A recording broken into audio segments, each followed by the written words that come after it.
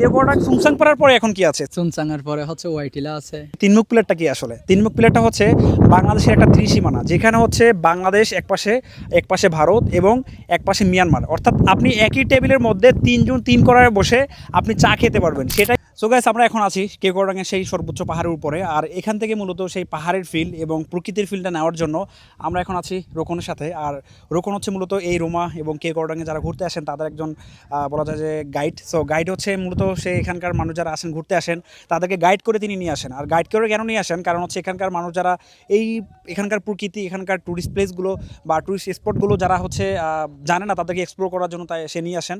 So আমি একটা জিনিস জানতে চাইবো যে অনেকে আমাদের ধারণা আসলে যে কেওকোডাং পর্যন্ত এতদিন আমাদের বন্ধ ছিল। সো কেওকোডাংয়ের পরে কিন্তু এখন খুলে দিয়েছে। সো কেওকোডাংয়ের পরে যেটা খুলে দিয়েছে সুংসাং পাড়া, সেটা সম্পর্কে কিন্তু আপনারা ইতিমধ্যে জেনে গিয়েছেন। বাট এখন একটা জিনিস আপনাদের থেকে জানাবো, সেটা হচ্ছে রোকনের মুখ থেকে কেওকোডাং জিরো পয়েন্টের পরে কি আছে।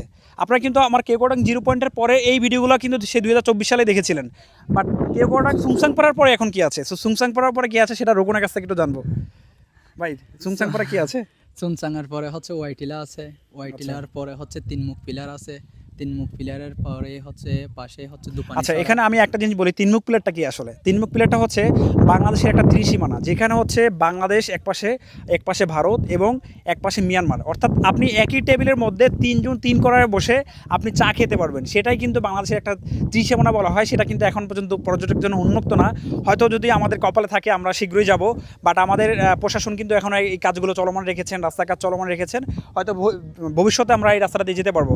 আর এখানে আরেকটা বিষয় আপনাদেরকে জানিয়ে রাখি, কেওকোডাংয়ের পিছনে যে রাস্তাগুলো আপনারা দেখেছিলেন, সেই রাস্তাগুলো কিন্তু আপনার সেই একবার পুরোটা কিন্তু বর্ডার রোড চলে গেছে। একটা চলে গেছে আপনার সেই বাকলাইপাড়ার দিকে, যেটা কিন্তু তাজিংডং এবং সেই থানচি এবং তমাতঙ্গি দিয়ে বের হয়েছে। সো ওইটা কিন্তু আপনি যখন রাস্তার কাজ সম্পূর্ণ হয়ে যাবে, আমার মনে হয় যে বাংলাদেশের যারা বাইকার্স আছেন, বাংলা যারা ট্যুরিস্ট বা ঘুরতে পছন্দ করেন, ভাই আপনাদের ভারত আর যেতে হবে না, বা আপনাদের অন্য দেশের যেতে হবে না, থাইল্যান্ড যেতে হবে না টাকা খরচ করে। কারণ বাংলাদেশের এত সুন্দর রাস্তা, এত সুন্দর ভিউ, এত সুন্দর পরিবেশ, আর বলা যায় যে সেই একবারে সবুজ।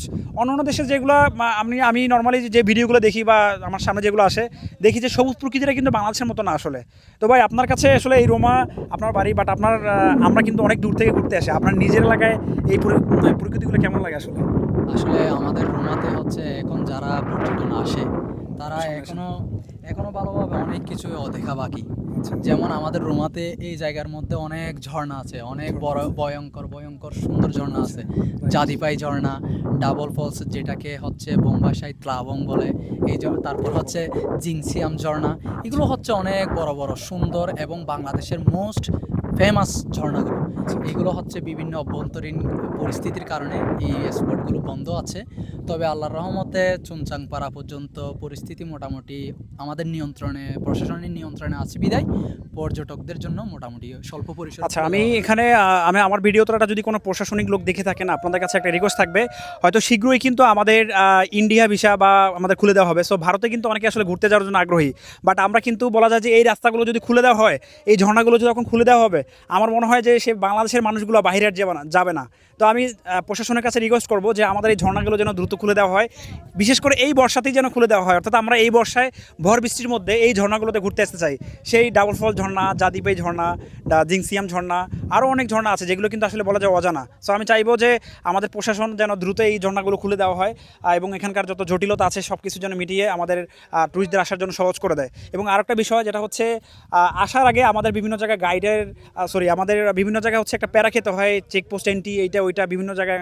আমি বলবো যে এগুলো একটু দেখবেন আপনারা মিনিমাইজ করে, যে একটু কমানো যায় কিনা, যাতে আমাদের বিভিন্ন জায়গায় যে একটা টাইম ওয়েস্ট হয়। আমরা অনেকে আছে একদিনের জন্য ঘুরে এসে একদিনে চলে যাব, সেটা কিন্তু পারি না আমরা শুধুমাত্র এই প্রশাসনিক কাজগুলোর কারণে। সো একটু কাইন্ডলি আমার প্রশাসন যদি বাংলাদেশি প্রশাসন যদি এই ভিডিওটা দেখে থাকেন, আপনারা একটু কাইন্ডলি দেখবেন যে এটা একটু ছোটো করে আনা যায় কিনা, যেটা কম সময় এটা করে যাওয়া যায়।